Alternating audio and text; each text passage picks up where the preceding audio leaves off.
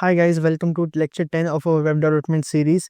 कल हमने पढ़ा था फ्लेक्सबॉक्स के बारे में, कैसे फ्लेक्सबॉक्स हमारे वेब पेज के लेआउट को डिज़ाइन करता है एंड कैसे डिफरेंट डिफरेंट फ्लेक्सबॉक्स की प्रॉपर्टी को यूज़ करके हम अपने ओवरऑल डिज़ाइन को चेंज कर सकते हैं।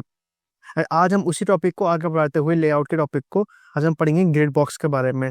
सो grid box is basically just like flexbox, बस डिफरेंस क्या होता है, जो हमारा फ्लेक्सबॉक्स होता है उसमें हम यूजुअली अपनी एक डायरेक्शन स्पेसिफाई कर देते हैं। जैसे हमने लास्ट वीडियो में बताया था कि या तो रो होगी या कॉलम होगी।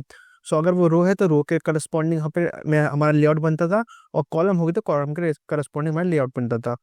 बट सेम चीज़ मैं ग्रिड बॉक्स के बारे में बताऊंगा, ग्रिड्स के बारे में बेसिकली। तो यहाँ पे क्या होगा, हमारा 2D लेआउट डिज़ाइन होता है, मीनिंग हम अपने रोज और कॉलम्स को यहाँ पे भी डिफाइन करते हैं, but in the form of grid. Grid basically क्या होता है, आप सभी ने गूगल शीट या एक्सेल में काम किया होगा, तो वहाँ पर बेसिकली टेबल्स होते हैं, tables in the forms of cells. तो बेसिकली हमारा एक्सेल जो होता है वो एक ग्रिड का एग्जाम्पल ही होता है, कि वहाँ पे डिफरेंट डिफरेंट सेल्स होते हैं जिनको मिला के एक टेबल बनती है। तो ग्रिड क्या करेगा, हमारे वेब पेज को डिफरेंट डिफरेंट रोज और कॉलम्स में डिवाइड कर देगा, एंड उस बेसिस पे हम अपना लेआउट बनाएंगे। अब इसे बनाएंगे कैसे, हम आगे देखेंगे आज के लेक्चर में। सो सबसे पहले बात करते हैं इसके सिंटेक्स की। जैसे हमने देखा था कि डिस्प्ले प्रॉपर्टी होती है, जिसमें हमने ब्लॉक एंड लाइन देखे थे और फिर फ्लेक्स देखा, वैसे ही हमें यहाँ पे ग्रिड स्पेसिफाई करना पड़ता है। एंड ये हम कहाँ पे स्पेसिफाई करते हैं, अपने कंटेनर में, just like our flex box. So काम है पूरा फ्लेक्स बॉक्स की तरह ही करेगा। हम या तो ग्रिड यूज कर सकते हैं, फ्लेक्स बॉक्स यूज कर सकते हैं, it's up to us. But most of the cases में अपने फ्लेक्स बॉक्स को ही प्रेफर करते हैं, जस्ट उन केसेस में जहाँ पे हमने कॉलम्स को रोज को स्पेसिफिकली डिफाइन करना पड़ता है, कि हमें कॉलम्स और रोज के रिस्पेक्ट में बनाना पड़ेगा वेब पेज, तब हमने ग्रिड को यूज करते हैं, मतलब मोस्टली फ्लेक्स बॉक्स को यूज करेंगे। हम चलते हैं अपनी कोडिंग स्क्रीन पर, देखते हैं कैसे हमारा फ्लेक्स बॉक्स यूजुअली काम करता है। वन मोर थिंग, जैसे हमारा फ्लेक्स बॉक्स में क्या था, हमारा जो मेन पेरेंट कंटेनर था उसे हम बोलते थे फ्लेक्स कंटेनर, और तो हम ग्रिड में भी सेम यहाँ पे ग्रिड को ग्रिड कंटेनर बोलेंगे, और जो अंदर जो सब डिव्स होंगे इसके अंदर वो होंगे flex items. Oh my bad, grid items. Flex box के केस में फ्लेक्स आइटम कहते हैं, यहाँ पे उसे ग्रिड आइटम्स होंगे। And just to let you know, let suppose मैंने एक डिव क्रिएट किया, मैंने डिव यहाँ पे क्लोज कर दिया। अब इस डिव के अंदर अगर मैं डिस्प्ले प्रॉपर्टी या तो फ्लेक्स लगाऊं या ग्रिड लगाऊं, कुछ भी लगाऊं, दोनों केस के एग्जांपल है। कि लेट सपोज मेरे यहाँ पे एक H1 था, एक यहाँ पे इमेज थी, एक यहाँ पे दूसरा पैराग्राफ टेक्स्ट था, तो ये सारे इसके इमीडिएट चाइल्ड है। तो इन सबको मैं क्या कह सकता हूँ, आइटम्स। चाहे वो ग्रिड आइटम हो या मेरे फ्लेक्स के आइटम हो, ये सारे आइटम्स होंगे क्योंकि इमीडिएट चाइल्ड है। बट यही लेट सपोज मेरे पैराग्राफ के अंदर एक एंकर टैग आ रहा है, तो ये एंकर टैग मेरा एज अ चाइल्ड आइटम या फिर एज अ ग्रिड आइटम या फ्लेक्स आइटम नहीं कंसिडर होगा, क्योंकि इमीडिएट चाइल्ड नहीं है। Just to let you know, हम चलते हैं अपने कोडिंग स्क्रीन पे। एंड वन मोर थिंग, जब भी हम अपने ग्रिड को क्रिएट करेंगे, तो हम ग्रिड को, मैंने बताया, रोज और कॉलम्स के टर्म्स में क्रिएट करेंगे। सो हमें इसके रोज और कॉलम्स स्पेसिफिकली बताने पड़ेंगे। Let me just right it है। जैसे मैं सिंटेक्स की बात करूँ, ग्रिड में ग्रिड टेम्पलेट रोज होते हैं। इसमें हम बेसिकली बताते हैं कि अगर ये हमारा कंटेनर है, पेरेंट कंटेनर, तो उसमें कितने रोज क्रिएट होंगे। लेट सपोज ये हमारी लाइन नंबर 1 2 3 4, तो अगर 4 लाइन्स होती है तो मतलब हमारे 3 रोज क्रिएट होंगे। इनका साइज क्या होगा हम अपने कोडिंग स्क्रीन पे बताएंगे भी।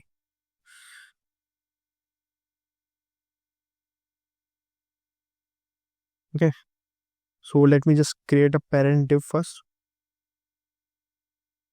इसके अंदर मैं 3 डिव क्रिएट कर लेता हूँ। इन सबको मैंने क्लास दे दिया बॉक्स, और इसी को मैं 3 बारी कॉपी पेस्ट कर देते हैं।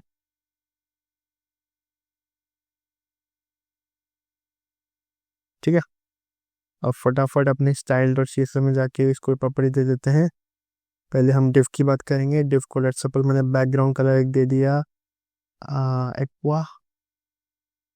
देन मैंने ऐसे एक हाइट दे दी 500 पिक्सल्स। सेम मैंने एक विड्थ दे दी 500 पिक्सल। मैं इसको रिपीट नहीं करूँगा, हमने बहुत सारे लेक्चर में देख लिया, और आज का लेक्चर हमारा लास्ट लेक्चर होगा CSS का। इसके बाद हम प्रोजेक्ट क्रिएट करेंगे। एंड अभी के लिए मैं इतना रखता हूँ, और इसमें फिर मैं जो मेरा डॉट बॉक्स है उसको प्रॉपर्टी देता हूँ। मैं 5 बॉक्सेस क्रिएट करते हैं ना, 3 बॉक्सेस में इतना डिफरेंस पता ही नहीं चलेगा। ठीक है, और इसको नंबर दे देते हैं। लेट्स सपोज ये बॉक्स नंबर 1 है, ये बॉक्स नंबर 2 है, ये बॉक्स नंबर 3 है, बॉक्स नंबर 4 है, and this is box number 5। तो बॉक्सेस को मैंने बैकग्राउंड प्रॉपर्टी दे दी। बैकग्राउंड कलर इनका होगा, लेट्स सपोज ब्राउन कलर होगा। इंडिविजुअल हाइट इनकी होगी 100 पिक्सल्स, विड्थ भी होगी 100 पिक्सल्स। एक बार देखते हैं हमारा एक्चुअल में कोड कैसा दिख रहा है अभी। सो ये हमारा कंटेनर आ गया पूरा। इससे हम बैकग्राउंड प्रॉपर्टी नहीं पकड़ी, बैकग्राउंड कलर वाली, उसको हम देखते हैं क्यों नहीं पकड़ी। एंड इसकी हाइट ज़्यादा बड़ी हो गई, 500 पिक्सल, थोड़ा हाइट छोटी करते हैं। मैं यहाँ पर लिख देता हूँ 200 पिक्सल्स। एंड यहाँ पे जो हाइट है मेरी, लेट सपोज मैं लिख देता हूँ 20 पिक्सल्स। तो इसको मैं चेंज करता हूँ क्योंकि डिवीजन प्रॉपर्टी इस पर वो कर रही है ओवरलैप। डिवीजन के अंदर इतने बॉक्सेस है, उन पर ये प्रॉपर्टी लग जाएगी। एंड यहाँ पर मैंने क्या क्लास दी थी, डॉट। ओके, मैंने यहाँ पर डॉट लिख दिया है जब भी ये क्लास नहीं लग रही।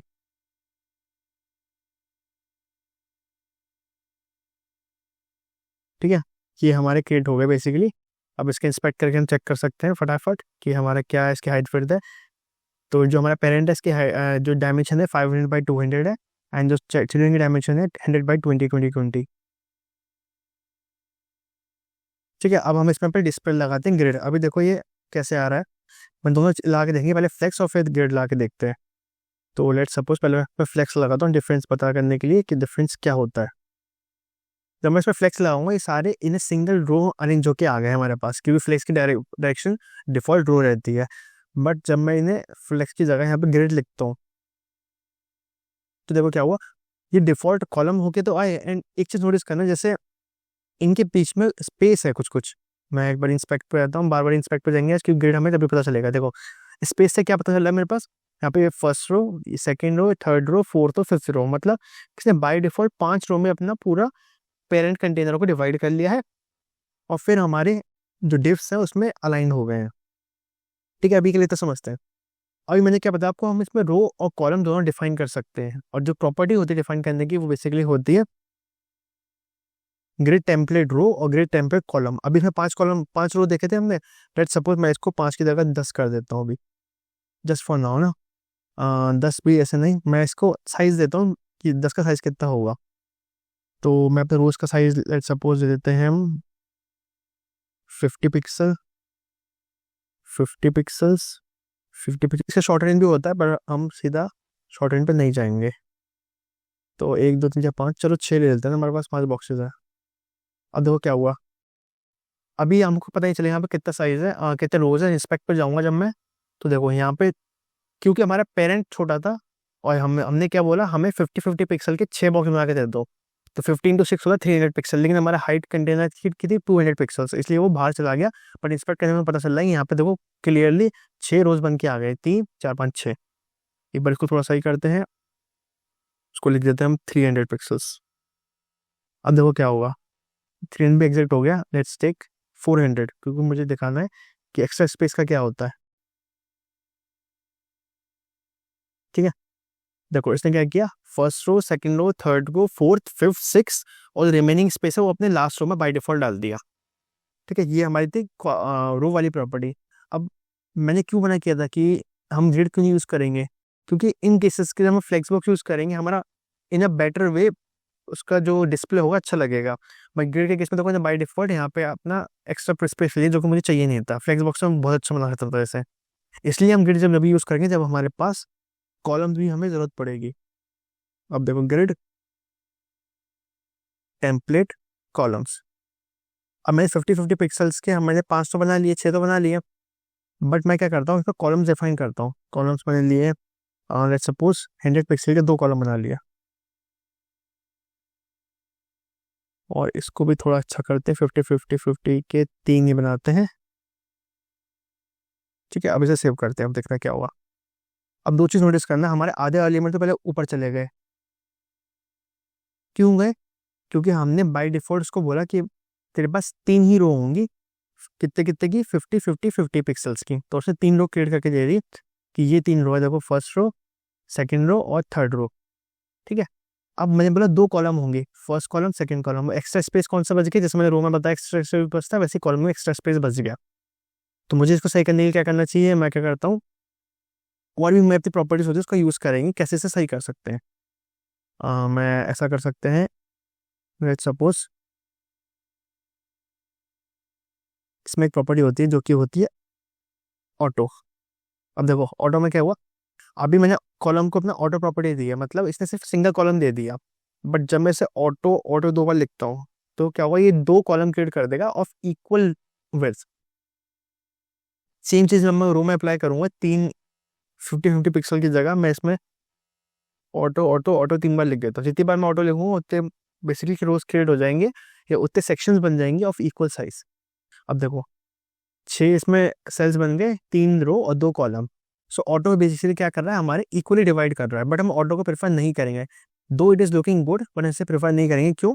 क्योंकि जब अभी तो हमारे डिव का जो साइज अंदर का स्मॉल है, बट अगर ये साइज बड़ा हो जाता है तो ये ओवरफ्लो करेगा, यानी उस केस में हमारे ग्रिड कहीं ना कहीं लेआउट जो हमें चाहिए हो वो बनेगा नहीं, तो हम ऑटो को प्रेफर नहीं करेंगे। ऑटो से भी हमारे पास एक अच्छी चीज़ है, उसे हम प्रेफर करेंगे, इसका नाम है रिपीट। बेसिकली रिपीट क्या होता है, ये हमें बताता है कि it is used to divide all available space. So हमारा जब मैंने 50 पिक्सल करके बताया था, 50 पिक्सल करके लिखा था, तो हमारा मेन इशू क्या होता है, हमारे पास जो अवेलेबल स्पेस एक्स्ट्रा बच रहा था, तो मैंने 2 कॉलम बनाए, 2-3 रो बनाए थे, अवेलेबल स्पेस हमारा कॉलम में भी बच रहा और रो में भी बच रहा, तो बहुत अटपटा लग रहा था। उसको सही करने के लिए हम क्या करेंगे, हम रिपीट प्रॉपर्टी यूज करेंगे। रिपीट प्रॉपर्टी बेसिकली कैसे होती है, सिंपल मैं लिखूंगा ग्रिड टेम्पलेट और रोज, फिर मैं लिखूंगा रिपीट, एंड कितना रिपीट लिखूंगा, रिपीट के अंदर आएगा पहले काउंट और फिर आएगा 1FR। अब 1FR क्या होता है, पहले काउंट क्या है, काउंट बेसिकली बताना है हमें कि नंबर ऑफ रोज कितने चाहिए, नंबर ऑफ कॉलम्स कितने चाहिए। अगर मैंने यहाँ पे रोज स्पेसिफाई किया तो रो बन जाएंगे, कॉलम स्पेसिफाई तो कॉलम बन जाएंगे। अब 1FR क्या होता है, basically 1FR is the fraction of 100% width. पूरे विड्थ को 1FR मतलब 100% विड्थ ले लिया। अब मैं एक बार इसको लिख के दिखाते हैं, फिर हम देखेंगे क्या एक्जैक्टली डिफरेंस क्रिएट हो रहा है। अब देखो मैं ऑटो को ना लिख के मैं यहाँ लिखूंगा रिपीट, 3 रो बनाते हैं मेरे को, 3 रो काउंट और लिखो 1FR। देखो फिर रिफ्रेश करता हूँ, इसमें कोई चेंज नहीं आएगा, सेम वही इसने क्या किया, 3 रो बना दी और उससे FR मतलब 100% विड्थ को 3 जगह डिवाइड कर दिया। सब बेसिकली रेफरेंस मतलब ये है। एंड सेम चीज़ अगर मैं कॉलम में करूँगा, लेट्स सपोज कॉलम में भी मैं 2 ऑटो ना लिख के 3 कॉलम बनाता हूँ, ठीक है, रिपीट, तो यहाँ पे 3 कॉलम बन गए जिसमें हमारा 5 में कंटेंट आ गया, 5 जो हमारे पास थे। तो ऐसे हम रिपीट प्रॉपर्टी को यूज करते हुए हम अपनी अवेलेबल स्पेस को भी इक्वल पार्ट में डिवाइड कर सकते हैं। सो हमने देखा ये। इसके बाद एक प्रॉपर्टी आती है ग्रिड गैप की। क्या प्रॉपर्टी जैसे हमारे फ्लेक्स बॉक्स में काम करती थी, सेम हमारे ग्रिड में काम करेगी। ग्रिड गैप में बेसिकली बता दें, सपोज मुझे रो में कितना गैप चाहिए, सपोज 2 पिक्सल चाहिए तो मैं रो में डिफाइन कर दूंगा। सेम चीज़ अगर मुझे कॉलम में चाहिए तो मैं डिफाइन कर दूंगा 2 पिक्सल्स। अगर मुझे दोनों में चाहिए तो मैं सीधे सीधे लिखूंगा grid gap. Okay, my bad, यहाँ पे ये आएगा कॉलम का गैप, और ग्रिड गैप बता दूंगा 2 पिक्सल्स, हमारे 2 पिक्सल्स। ये बार इसको भी देख लेते फटाफट। मैं यहाँ पे रो गैप बता देता हूँ 2 पिक्सल्स, कॉल गैप बता दे, कॉलम गैप बता देता हूँ 2 पिक्सल। सेव करते हैं, रिफ्रेश करते हैं। अब देखो मुझे अभी कोई नोटिस पता नहीं चल रहा है क्योंकि मैंने अभी कुछ ऐसे डिज़ाइन नहीं किया, बट जब मैं इंस्पेक्ट पे जाऊँगा यहाँ पे देखो बॉर्डर आ रहे हैं, यानी बॉर्डर का साइज कितना है मेरे पास, 2 पिक्सल्स के हमारे बॉर्डर आ गए। इधर भी होता है, उसको थोड़ा इनलार्ज करते हैं तब हमें इजली पता चल जाएगा। लेट्स सपोज मैं 20 पिक्सल कर दिया इसको, देखो अब क्लियरली विजिबल है, हमारे रो में 20 पिक्सल लग चुके हैं और कॉलम में हमारे 10 पिक्सल्स 2 पिक्सल का गैप लग चुका है। So this is the row grid property.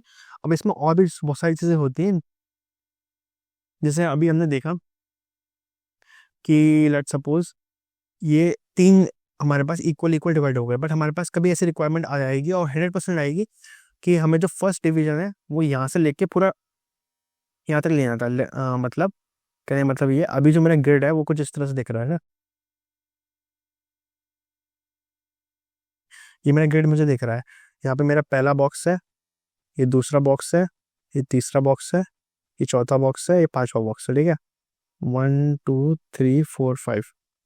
But let's suppose मेरे को ऐसी रिक्वायरमेंट है कि ये ऐसे ना होके ये कुछ ऐसा है कि मेरा पहला बॉक्स पूरा यहाँ तक आ रहा है, फिर मेरा दूसरा बॉक्स ये आ रहा है, फिर तीसरा, ये चौथा और यहाँ पे फिर पांचवा आ रहा है। मतलब जो हमने बेसिकली HTML में रो स्पैन कॉल स्पैन पढ़ा था वही हमें यहाँ पे ग्रिड में बनाना है। तो उसके लिए हम क्या करेंगे, हम ग्रिड कॉलम और ग्रिड रो की प्रॉपर्टी होती है हमारे पास।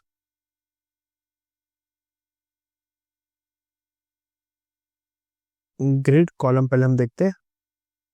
तो ग्रिड कॉलम बेसिकली क्या करेगा, ये करेगा sets and item starting and ending position को सेट कर देगा। मतलब कहाँ से हमारा वो आइटम शुरू होगा और कहाँ पे जाके खत्म होगा। अब एक चीज नोट करना कि अभी तक मैंने जितनी प्रॉपर्टीज पढ़ाई हैं वो सारी प्रॉपर्टीज हमने कंटेनर पे लगाई है, बट ये स्पेसिफिक हम लगाएंगे एक आइटम पे, क्योंकि हमें सिर्फ एक आइटम को मूव करना है। उसके लिए पहले लेट्स चेक, मैं यहाँ पे एक आईडी ले लेता हूँ, उसी आईडी को पकड़ के हम अपना काम कर लेंगे पूरा। आईडी मैंने दे दी इसको फर्स्ट। अब इस आईडी को मैं यहाँ पे कॉल करते हैं हैशटैग फर्स्ट। इसमें मैं देता हूँ ग्रिड। इसका सिंटेक्स अभी देखते हैं, सिंटेक्स में लिखा नहीं शायद यहाँ पे, तो सिंटेक्स लिख लेते हैं। इसका सिंटेक्स होता है ग्रिड कॉलम स्टार। जब भी मैं कॉलम स्टार्ट कर रहा हूँ तो मतलब मेरे उस एक रो की बात कर रहा हूँ ना, और एक होता है फिर ग्रिड कॉलम एंड। और यहाँ पे मैं क्या वैल्यू स्पेसिफाई करता हूँ, उस पर्टिकुलर कॉलम की वैल्यू। जैसे मैं यहाँ पे 1 3 लिख देता हूँ लेट्स सपोज। उसको हम देखते हैं हमने कोड में लिख के।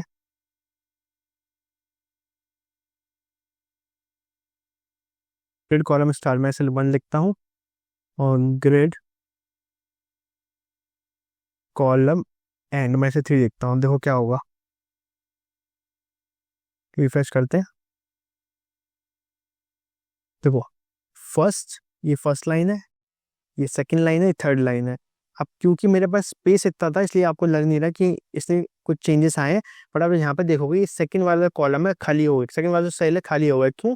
क्योंकि हमने जो प्रॉपर्टी डिफाइन की, जो मेरा डिव है वो इस सेकंड वाले कॉलम में आएगा, इसलिए। और इसी का एक शॉर्ट हैंड भी होता है, क्योंकि इतना ना लिखना पड़े तो हम सीधे से क्या लिख देते हैं, grid column. No my bad, what I am typing, grid column. इसमें मैं लिखूंगा 1 3। बस इन दोनों को मैं अगर कमेंट आउट कर भी दूं तो भी कोई फर्क पड़ेगा नहीं, ठीक है सेम। और यही चीज हम अपने रो के लिए भी कर सकते हैं। रो के लिए कैसे करेंगे हम, सेम ग्रिड रो स्टार्ट और grid col start, grid sorry grid row end. कौन सी लाइन से हमारा शुरू होगा, कौन सी लाइन से जाके खत्म होगा, तो हम डिफाइन करेंगे। फटाफट हम इसको भी आईडी दे देते हैं।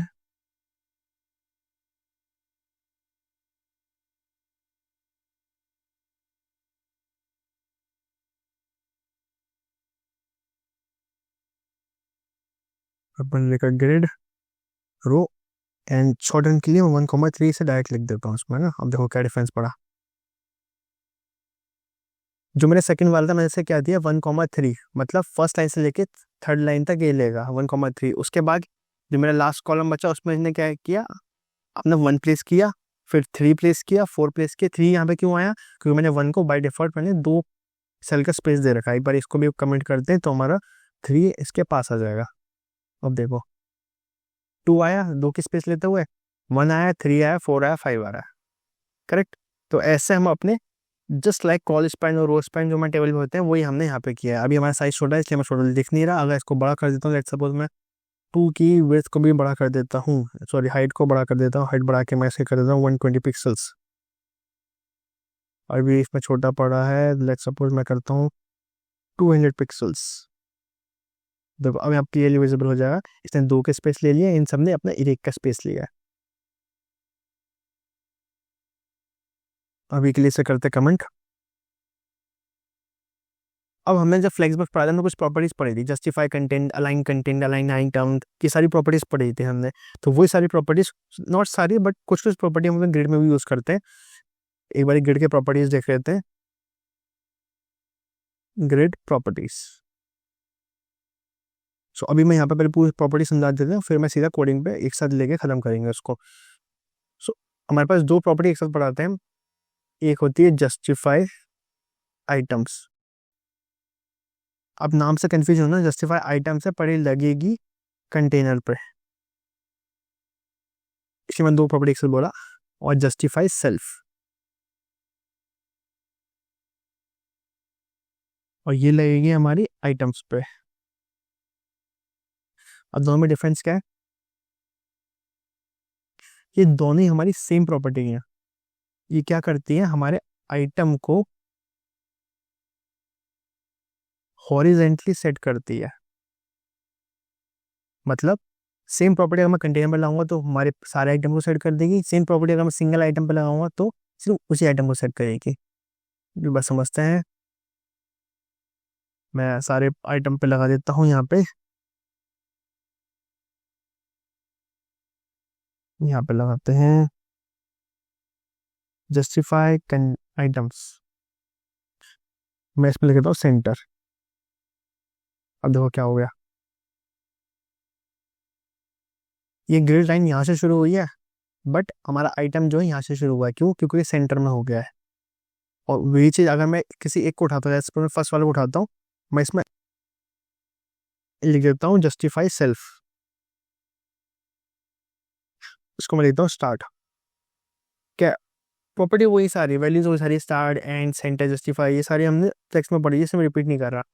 अब देखो सारे ये जो सेंटर से शुरू हो रही है, अगर यहाँ से ये पर्टिकुलर सेल शुरू हुआ है तो ये डिव यहाँ से शुरू हुआ है, सेंटर से शुरू हो रहा है। बट जो हमारा फर्स्ट वाला है, देखो ये बॉर्डर और जो एलिमेंट है उसके बीच में कोई वो नहीं है, मार्जिन नहीं है, या पैडिंग नहीं है उसके बीच में, तो इसने स्टार्ट पे ले गया ये। ये था हमारा जस्टिफाई सेल्फ।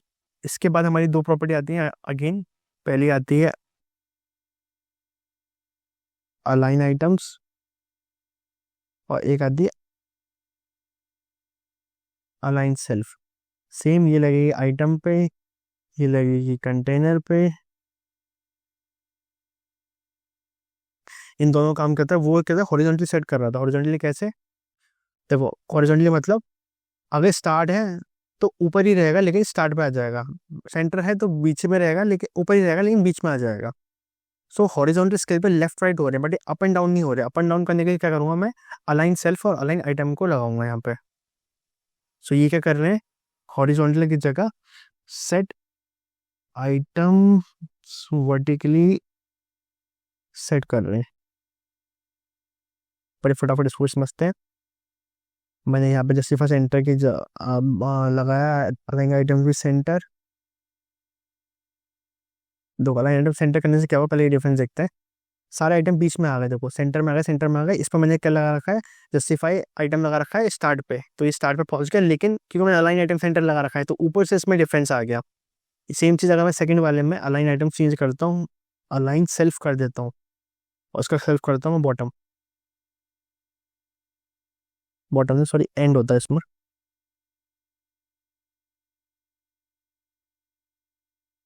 देखो अब ये सेंटर में तो है, अभी हॉरिजॉन्टली देखोगे इधर से भी इतना स्पेस है, इधर से भी इतना स्पेस है, बट वर्टिकली देखोगे तो एकदम बॉटम में आ गया।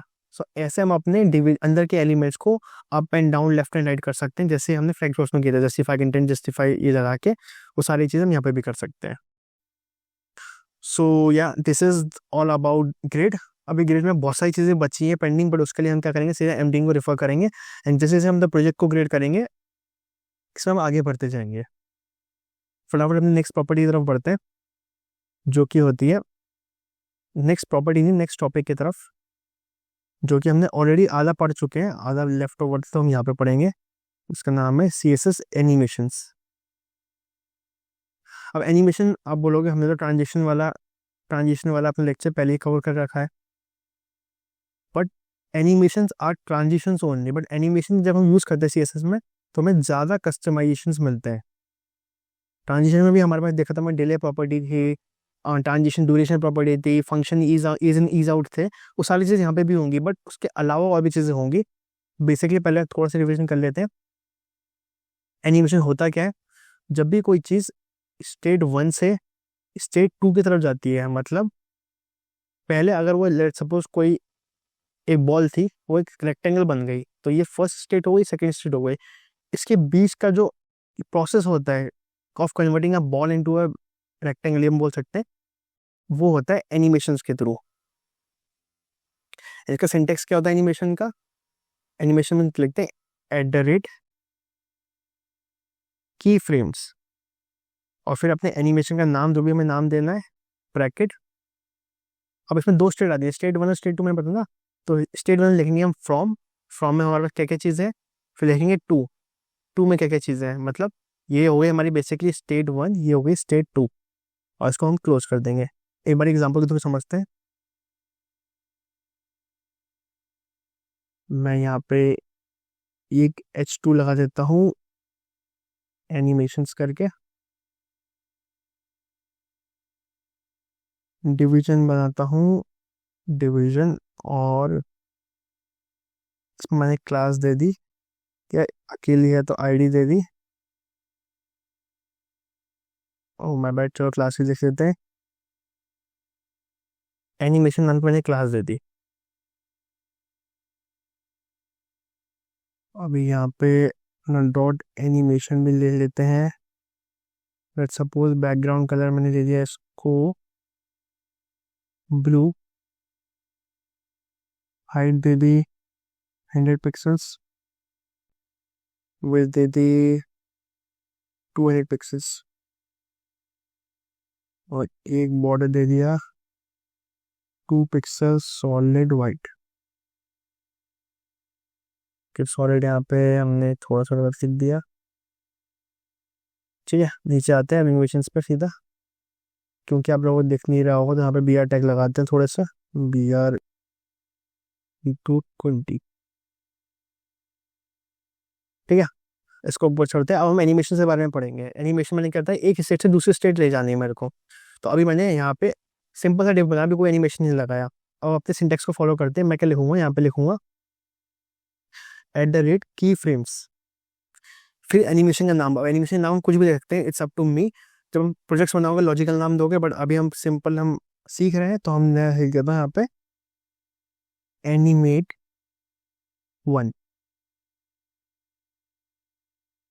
ठीक है, और इसमें लिखूंगा फ्रॉम, फिर मैं लिखूंगा 2, जिसको मैंने बताया फ्रॉम में मेरी स्टेट 1 आएगी। अब लेट सपोज मैं इसके अंदर कोई सिंटेक्स कंटेक्स्ट डाल देता हूँ, टेक्स्ट में डालता हूँ कोड विद अंकुश। अब मेरे फ्रॉम में मैं क्या लिखूंगा, जो मेरा फॉन्ट साइज था वो हो जाए 100 पिक्सल से 2 में लिखूंगा फॉन्ट साइज 150 पिक्सल या 200 पिक्सल। ठीक है, अभी जब देखो मैं रिफ्रेश करूँगा कोई डिफरेंस क्रिएट नहीं होगा यहाँ पे। ठीक है, ऐसे दिख रहा है, बड़ी छोप बहुत गंदा दिख रहा है। तो मैं इसमें फ्रॉम में एक चीज़ और चेंज कर देता हूँ, या 2 में एक चीज़ चेंज कर देते हैं। यहाँ पर मैं टेक्स्ट कलर या सिंपल सा कलर वाइट कर दे रहे हैं ना, ताकि अच्छा दिखे, और यहाँ पे मैं अपना कलर ब्लैक ही रखता हूँ। तो मैंने दो क्या बताया, मेरी स्टेट 1 ऐसी थी कि 100 पिक्सल साइज रहा है और 100 ब्लैक उसका कलर रहा है, और स्टेट 2 मेरी ऐसी आ जाए। बट अभी सेव करने में मुझे कोई डिफरेंस क्रिएट नहीं हो रहा। देखो रिफ्रेश कर रहा हूँ, कुछ नहीं दिख रहा। क्यों? क्योंकि मुझे ये मैंने सिर्फ क्रिएट किया है, टेम्पलेट बनाया है, बट टेम्पलेट को यूज़ करना पड़ेगा मुझे। अब मैं इसे कहाँ यूज़ करूँगा, मुझे अपने डिफ के अंदर यूज़ करना है। तो यहाँ पे कुछ प्रॉपर्टीज मुझे डिफाइन करनी पड़ेंगी। वो प्रॉपर्टीज क्या होती है पहले वो देखते हैं, उसके बाद हम अपने यहाँ पे आएंगे। सबसे पहले प्रॉपर्टी होती है एनिमेशन का नाम, एनिमेशन नेम। जो भी मैंने नाम दे रखा हो मुझे यहाँ पे लिखना पड़ेगा, फिर सेमीकोलन। दूसरी प्रॉपर्टी होती है एनिमेशन की ड्यूरेशन। अब ड्यूरेशन क्या होती है सब मैंने ट्रांजिशन वाली प्रॉपर्टी में पढ़ाया था, डिटेल में देखना था, वहाँ पर जाके देखो। ड्यूरेशन बेसिकली बताएगा इन शॉर्ट कितने देर हमारा एनिमेशन चलना चाहिए। लेट सपोज मैंने ले लिया 5 सेकंड में मेरा एनिमेशन खत्म हो जाए। फिर आता है एनिमेशन डिले। डिले मतलब कितने देर का पॉज होना चाहिए, तो ये 2 सेकंड यहाँ सब हमने देखा था। Animation timing function, timing function बहुत सारे हमने एमडीए में देखे थे, ईज इन ईज आउट, सारे आप एमडीए में रेफर कर सकते हैं। जो भी हम ट्रांजिशन फंक्शन लिखेंगे यहाँ पे लिखेंगे। उसके बाद 2 नई चीज़ें होती है जो हम यहाँ पे पढ़ने वाले हैं, सिंपल सी है। इसका पहला होता है एनिमेशन आइटरेशन काउंट। मतलब मैंने बताया यहाँ पे ज़्यादा कस्टमाइज कर सकते हैं। आइटरेशन काउंट बेसिकली बताता है कितनी बार वो एनिमेशन हम देखें। एक बार ले सकते हैं, 2 बार ले सकते हैं, हम इनफाइनाइट बाइट भी, इसे इनफाइनाइट भी कर सकते हैं कि अनलिमिटेड टाइम वो चलता ही जाए चलता ही जाए। ये हम देखेंगे अभी। और लास्ट होता है हमारा एनिमेशन की डायरेक्शन। डायरेक्शन हम एमडी में देखेंगे क्योंकि यहाँ पर दिखाना थोड़ा मुश्किल हो जाएगा पूरा डायरेक्शन ना। तो मैं क्या करता हूँ, एनिमेशन में गया, यहाँ पे लिखता हूँ एनिमेशन नेम। मैंने नाम क्या रखा था अपने फंक्शन एनिमेशन का, एनिमेट 1 रखा था ना, एनिमेट 1 मैंने यहाँ पे स्पेसिफाई कर दिया। अब एनिमेशन की ड्यूरेशन कितनी है, 5 सेकेंड्स। एनिमेशन का टाइमिंग फंक्शन कौन सा है, मैं देखता हूँ अभी इज इन। एनिमेशन का डिले कितना है, 2 सेकेंड्स। एनिमेशन का आइटरेशन काउंट कितना है, तो मैं से अभी इनफाइनाइट कर देते हैं। इनफाइनाइट का एग्जांपल लिखना है क्योंकि बेसिकली। और एनिमेशन की डायरेक्शन क्या है, डायरेक्शन देखो नॉर्मल रिवर्स क्या होती है, अभी देखें। अभी के लिए नॉर्मल करता हूँ मैं, अभी दिखाते हैं इसको। अब देखना क्या होगा। मैं एक बार ये इसको देख लेते हैं। की फ्रेम एनिमेट 1, एनिमेशन का नाम हमने दे दिया है, 5 सेकेंड दे दिया, ईजन दे दिया। देखो अब धीरे धीरे इसका कलर चेंज हो रहा है, वाइट होता जा रहा है। 100 पिक्सल बहुत ज़्यादा बड़ा हो गया क्योंकि इसको हम लिखते हैं 5 पिक्सल से 20 पिक्सल दे देते हैं।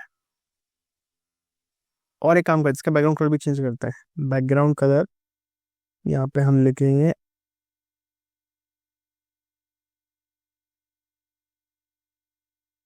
देखो,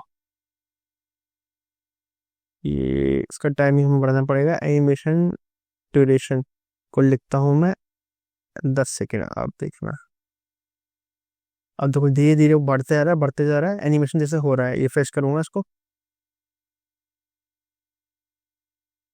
2 सेकेंड का डिले होगा। फिर धीरे साइज बढ़ा, देखो साइज बढ़ा, साइज बढ़ा, साइज बढ़ा, साइज बढ़ा। फिर अपना रेड कलर भी आ रहा है। क्यों, क्योंकि मैंने 10 सेकेंड ड्यूरेशन दे रखा है। कुछ जल्दी देखने के लिए हम करते हैं 3 सेकेंड्स करते हैं, डिले को करते हैं अपना 1 सेकेंड। अब देखना ये पहले रेड हुआ, छोटा हुआ, फिर दोबारा ब्लू हो गया, फिर बड़ा रेड होगा। ये क्यों बार बार हो रहा है, मैं तो रिफ्रेश कर भी नहीं दे रहा। क्यों, क्योंकि मैंने इनफाइनाइट लगा रखा है। इनफाइनाइट की जगह पे अगर मैं यहाँ पे लिख दूँ काउंट को इनफाइनाइट ना करके मैं लिखूँ 2 टाइम्स, तो सिर्फ 2 बार ही चलेगा। देखो पहले चला 1 टाइम, फिर अगेन रिफ्रेश होगा, दूसरी बार चलेगा सेकेंड टाइम, और फिर पॉज हो जाएगा।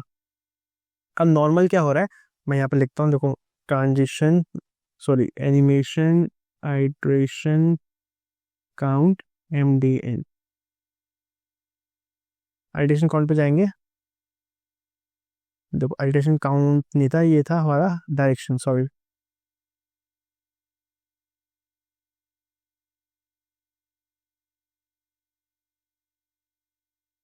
ठीक है, MDN हमने चलाया, एनिमेशन डायरेक्शन। अब जो एनिमेशन डायरेक्शन आएगी, देखो हमने क्या किया, हमने नॉर्मल पे किया था। तो जब मैं नॉर्मल कर रहा हूँ, प्ले करता हूँ, ये सीधा सीधा नॉर्मली जा रहा है। बट मैं अगर इसे रिवर्स करके प्ले करता हूँ तो ये स्टार्ट होगा रिवर्स, जहाँ पे से खत्म हुआ था वहां से स्टार्ट होगा, बेसिकली रिवर्स हो गया। ऑल्टरनेट करता हूँ तो अप एंड डाउन ऐसे करता रहेगा। स्टार्ट से चलेगा, रिवर्स से आएगा, रिवर्स से चलेगा, स्टार्ट जाएगा। ऐसी डिफरेंट डिफरेंट प्रॉपर्टीज होती हैं हमारे डायरेक्शन के लिए, इसको हम देख सकते हैं। एंड सिंस सबका शॉर्ट हैंड पड़ा तो उसका भी शॉर्ट हैंड देख लेते हैं। जो चीज़ मैं यहाँ ऊपर लिखी वो सारी चीज़ मैं यहाँ पे नीचे एक साथ लिख सकता हूँ। Animate 1 3 seconds, ease in 1 second, 2 और नॉर्मल। इन सबको करते हैं कमेंट आउट। ये हमारा ग्रेड है, करते हैं रिफ्रेश। देखो ये बड़ा होगा, सेम चीज़ चलेगी हमारी क्योंकि शॉर्ट एंड प्रॉपर्टी है बस, ठीक है। इसका एक और एग्जांपल देखना चाहे तो हम देख सकते हैं विड्थ का, या फिर आप लोग खुद से ट्राई करो, कुछ डाउट होगा then we can surely create just discuss in the lectures. अभी हम मूव करते हैं अपने लास्ट टॉपिक पे, जो कि है, अच्छा एक चीज़ और है, मैं इसे फॉर्म और टू की जगह परसेंटेज वाइज में देख सकता था, तो विड्थ वाला देख ही लेते हैं फटाफट। एक की फ्रेम बनाया मैंने, की फ्रेम्स, और एक विड्थ लिखी, विड्थ एनिमेट। अब फ्रॉम और टू में लिख के मैं क्या करूँगा, 0% लिखूंगा कि 0% में मेरा क्या हो, मेरी जो विड्थ हो वो 100 पिक्सल्स, 100 पिक्सल। 50% पे क्या हो, मेरी जो विड्थ है वो हो जाए 200 पिक्सल्स, एंड मेरा बैकग्राउंड कलर हो जाए चेंज टू एक्वा, एंड 100% पे क्या हो, background colour change to black, और मेरी विड्थ हो जाए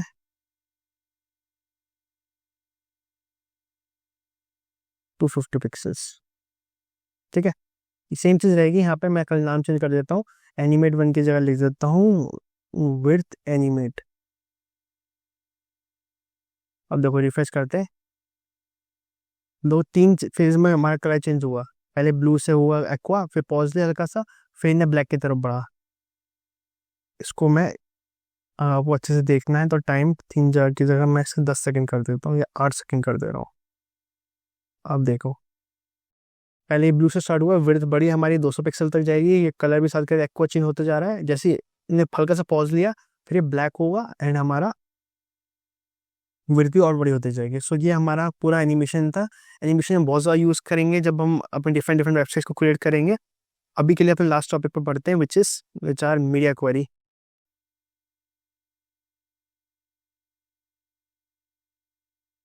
सो मीडिया क्वेरी क्यों यूज़ करते हैं, बेसिकली मैंने जब फ्लेक्स वर्क्स पढ़ाया था मैंने बताया था to make responsive websites. Responsive website क्या होते हैं, लेट्स सपोज मुझे एक वेबसाइट है facebook.com, instagram.com, हम एग्जाम्पल ले लेते हैं वरना समझ में आएगा नहीं बातों से। लेट्स टेक विकीपीडिया एग्जाम्पल ना, विकीपीडिया सबने यूज़ किया है, स्टूडेंट्स होंगे काफ़ी सारे। विकीपीडिया कोई भी पेज ओपन कर लीजिए, ठीक है। Let's open this English, right click करता हूँ, इस पेज पर जाता हूँ, ठीक है। अब देखना अभी मैं इसको बड़ा करता हूँ। इन द न्यूज़ यहाँ पे आ रहा है, फ्रॉम टुडे यहाँ पे आ रहा है, ठीक है। मैं धीरे धीरे को छोटा करूँगा, देखना क्या होगा। अभी दोनों साथ के साथ 2 कॉलम में है, 2 कॉलम में। अब देखो एक कॉलम गायब हो गया, वो गायब हो गया कहाँ पे गया, वो नीचे चला गया। क्यों, उसने देखा, ब्राउजर ने देखा कि जैसे मैं विड्थ छोटी कर रहा हूँ तो अपने आप ही उसने अपना लेआउट चेंज कर लिया। और लेआउट कितने विड्थ पे चेंज किया, देखते हैं। देखो अभी मेरी जो विड्थ आ रही थी यहाँ पे वो 873 आ रही है, जो कि आपको यहाँ पे दिख जाएगी, टॉप पे यहाँ पे लिख के आ जाएगी 873 के आसपास है। बट मैं छोटा 870 नीचे जा रहा हूँ तो वो ऑटोमेटिकली 2 कॉलम में बना दे रहा है। तो ये कैसे हो रहा है, सारी मीडिया क्वेरीज की वजह से हो रहा है। अब जो अपने इंस्पेक्टर जाओ यहाँ पे एक बटन होता है टॉगल डिवाइस टूल बार का, ये बेसिकली अलग अलग डिवाइस पे दिखाता है हमारी वेबसाइट कैसे दिखेगी। अभी जैसे रिस्पॉन्सिव है तो 2 कॉलम दिख रहे हैं, बट इसी को मैं अगर चेंज करता हूँ, लेट्स सपोज मैं लिखता हूँ कोई अच्छा फ़ोन लेते हैं, सैमसंग गैलेक्सी S20 अल्ट्रा, ठीक है। तो ये क्या करेगा, S20 अल्ट्रा में ऐसी दिखेगी वेबसाइट। ही अगर मैं आईफोन ऐसी कर दूंगा तो यहाँ पे ऐसी दिखेगी। सेम अगर मैं लेट्स सपोज आईपैड प्रो में, आईपैड एयर में देखता हूँ तो देखो 2 कॉलम में दिखेगी आईपैड में। तो अलग अलग जो हमारे साइज है, डिस्प्ले साइज है, उसके बेसिस पे हमारा लेआउट चेंज हो रहा है। बेसिकली चेंज कैसे हो रहा है, मीडिया क्वेरीज की वजह से चेंज हो रहा है। अब मीडिया क्वेरीज का एग्जांपल देख लेते हैं। सिंटेक्स, पहले सिंटेक्स होता है इसका सेम वैसे ही की फ्रेम जैसा, एडिट मीडिया, फिर यहाँ पे अपनी विड्थ बताते हैं, यूजुअली विड्थ बताते हैं हम, क्योंकि प्रैक्टिकल बात करेंगे हम, थ्योरी में बहुत सारी चीज़ें आती हैं जो कि हमें जरूरत पड़ेगी नहीं 99% केसेस में। 99% केसेस में हम विड्थ को यहाँ पे यूज़ करेंगे।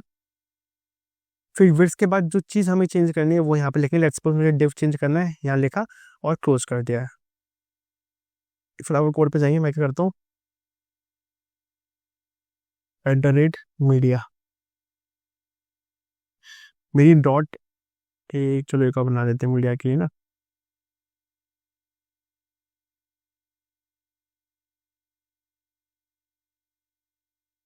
इसका h2 दे दिया मैंने मीडिया, इसका क्लास दे दिया मैंने MD दे दिया, ठीक है। और यहाँ पे भी .md को डिफाइन कर देते हैं फटाफट।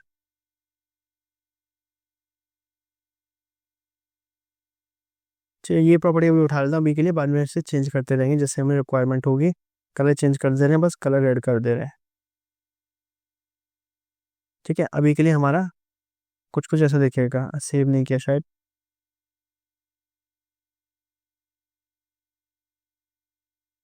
ठीक है, ऐसे देखिएगा अभी के लिए। तो मैं आपसे मीडिया क्वेरी लगा के देखूंगा कि कैसे हमारे मीडिया क्वेरी के बाद ये चेंज होते जा रहा है। एंड इसको अभी मैंने विड्थ कितनी दी है, ये रहा,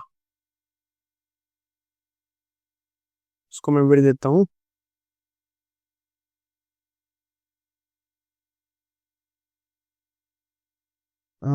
लेट्स सपोज 800 पिक्सेल्स,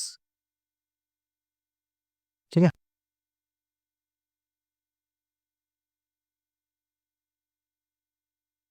इसको हटाते हैं।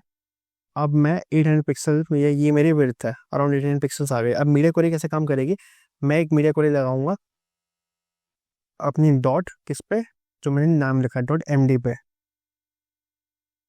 कि जो मेरे .md की विड्थ हो जाए। .md में पहले मुझे डिफाइन करना पड़ेगा मीडिया क्वेरी में ना, तो मैं यहाँ पर लिखता हूँ, दो कॉन्सेप्ट आते हैं बेसिकली, मैक्स विड्थ का, एक मिन विड्थ का। तो मैक्स विड्थ हम मोस्टली यूज करेंगे, मैक्स विड्थ में यहाँ पे दे देता हूँ लेट्स सपोज 400 पिक्सल्स क्या।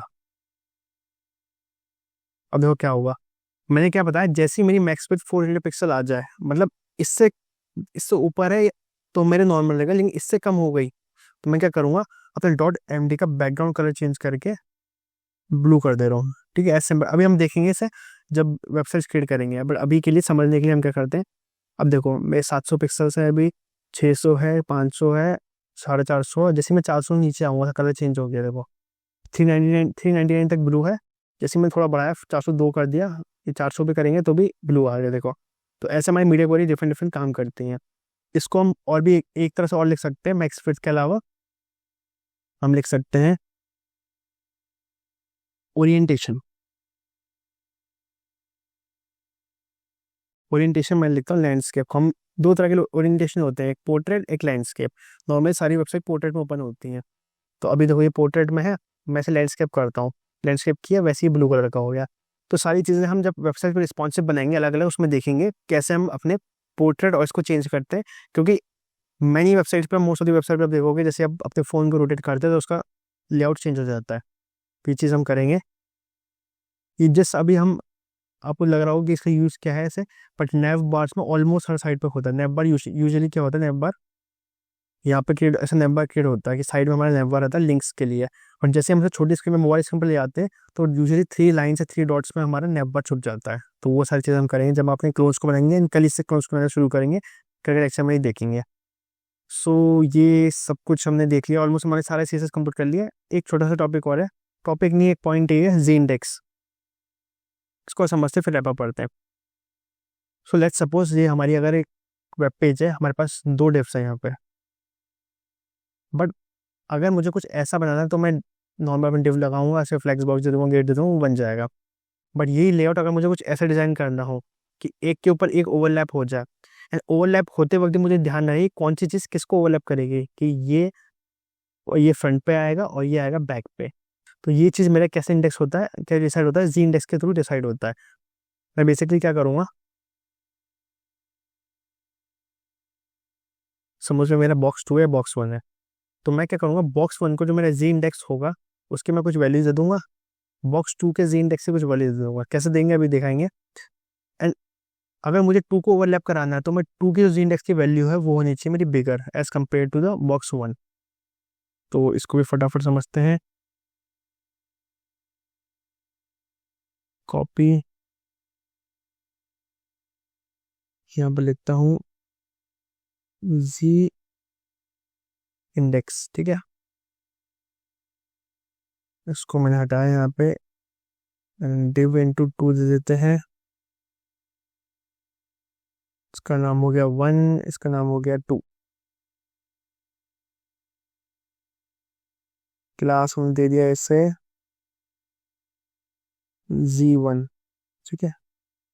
इसको भी क्लास दे देते हैं Z1। Z1 को बता देते हैं Z1 क्या है। इन सब किसी का भी कोड चाहिए हो तो आप मुझे सब कमेंट बॉक्स में कमेंट कर दो बस, कोड आपको मिल जाएगा। हाइट दे दी मैंने 50 पिक्सल्स, विड्थ दे दी 50 पिक्सल्स। उसको ना क्लास में लेके आईडी लेता हूँ मैं, आईडी से हम ज़्यादा से समझ जाएंगे। आईडी, एंड ये भी आईडी दे देते हैं। और आईडी क्योंकि सेम नहीं होनी चाहिए तो हमें 2 अलग आईडी चाहिए। चलो ये हमने कर लिया। यहाँ पे हमने हैशटैग भी लगा लिया अपना, हाइट विड्थ, और इसको बैकग्राउंड कलर दे दिया मैंने पिंक। अब मैं अपना Z2 लिखता हूँ फटाफट। सेम उसमें हाइट विड्थ और बैकग्राउंड कलर देना है। कॉपी किया है, यहाँ पे पेस्ट किया, इसको मैं ले देता हूँ वॉयलेट। एक बार देखते हैं हमारी स्क्रीन पे कैसे दिख रहा है, ठीक है।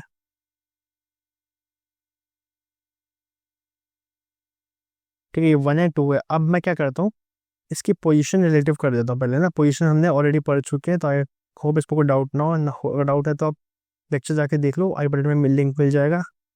अब मैं इसकी पोजीशन रिलेटिव करके, लेट सपोज मैं थोड़ा सा मूव करता हूँ इसे बॉटम से, बॉटम में 10 पिक्सल मूव कर दिया। देखो क्या हुआ, इंस्पेक्ट करते हैं फटाफट।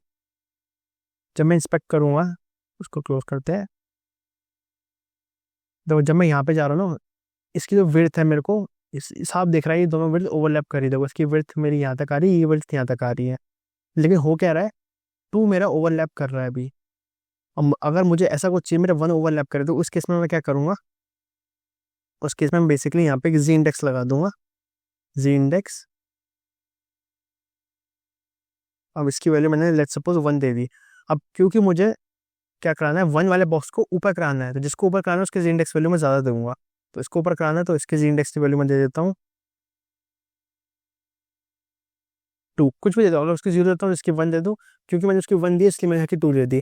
अब तो इस केस में चलना तो चाहिए बट अभी नहीं चलेगा। क्यों? क्योंकि जी इंडेक्स का एक लिमिटेशन है, क्या, कि जी इंडेक्स सिर्फ किस पे काम करेगा, जिसकी पोजीशन असाइंड हो, मतलब इसके बाद कोई ना कोई पोजीशन होनी चाहिए।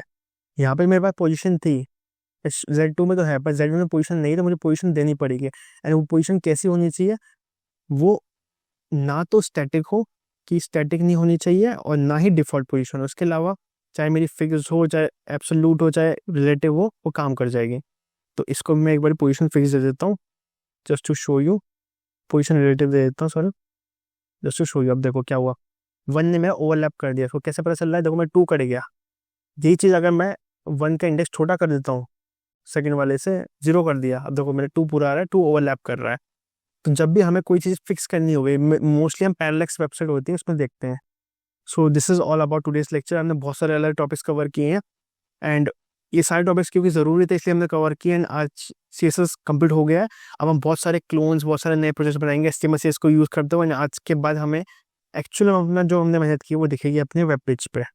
भाई फटाफट आज के कोड रिवाइज करते हैं, हमने क्या क्या चीज़ें पढ़ी, and then we will wrap up.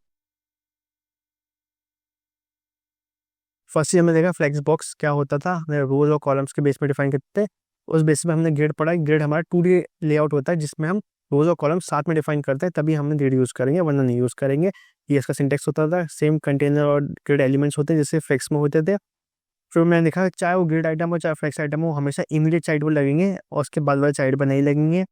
Rose define करने के टेम्पलेट रोज होती है, कॉलम्स डिफाइन करने के लिए टेम्पलेट कॉलम्स होते हैं। ऑटो फंक्शन हम यूज़ रिकमेंडेड नहीं होता, तो हम क्या यूज़ करते हैं, हम रिपीट यूज़ करते हैं। रिपीट बेसिकली अवेलेबल स्पेयर को इक्वली डिवाइड करता है। काउंट वन एफ आर इसका सिंटेक्स होता है। ग्रिड गैप होता है जो बेसिकली रोज और कॉलम्स में गैप क्रिएट कर सकते हैं।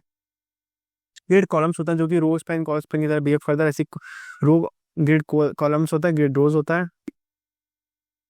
फिर ग्रिड की कुछ प्रॉपर्टी हमने पढ़ी, justify item, justify self, container के लिए, हॉरिजॉन्टल के लिए, align item, align self, vertically set करने के लिए। हमने देखा animation one state second state पर ले जाता है, ट्रांजिशन प्रॉपर्टी की तरह काम करता है। बट कस्टमाइजेशन बहुत सारे होते हैं, जैसे हमने दो आज पढ़े, आइटेशन, काउंट और डायरेक्शन। एनिमेशन के नाम देना होता है, ये इसका सिंटेक्स होता है कि फ्रेम्स लिखना ही लिखना पड़ेगा, एंड मेक श्योर ये फ्रेम्स है ना कि फ्रेम है। फ्रॉम में फर्स्ट स्टेट, टू में सेकंड स्टेट। कुछ एग्जांपल देखिए, मीडिया क्वेरीज के बारे में पढ़ा, क्योंकि हमारे वेबसाइट को हमें रिस्पॉन्सिव बनाना है तो मीडिया क्वेरीज लगती हैं। मोस्टली हम मैक्स वेरिफ और मिन वेरिफ पर यहाँ पर लगाएंगे। बाकी इसमें अलग अलग प्रॉपर्टी आप कुछ भी ले सकते हो, हाइट भी ले सकते हो, कुछ भी ले सकते हो। प्रैक्टिकली मैक्स वेरिफ और मिन वेरिफ यूज होता है। एंड एक और हमने पढ़ा था फिर इसके बाद ओरिएंटेशन भी, लैंडस्केप पोर्ट्रेट। तो हमने जी इंडेक्स पढ़ा। जी इंडेक्स बेसिकली हमें जब ओवरलैपिंग होती है तो कौन से हमारे डिव को या कौन से एलिमेंट को प्रायोरिटी मिले, कौन सा ओवरलैप करे, ये हमारे जी इंडेक्स डिसाइड करता है। जिसका जी इंडेक्स ज़्यादा ग्रेटर है वो ओवरलैप करेगा। So this is all about today's lecture. कल से हम अपने प्रोजेक्ट्स क्रिएट करेंगे, क्लोन्स बनाएंगे, starting with the clones and then we will move to the some unique projects. So बने रहेगा सीरीज में। आपका जो भी फीडबैक हो आप कमेंट सेक्शन में लिखिए, and I try to improve myself based on your feedback. If it is good then it's very good, if it is bad then I try to improve. And बने रहेगा series में। मिलते हैं कल एक और लेक्चर के साथ। Thank you very much.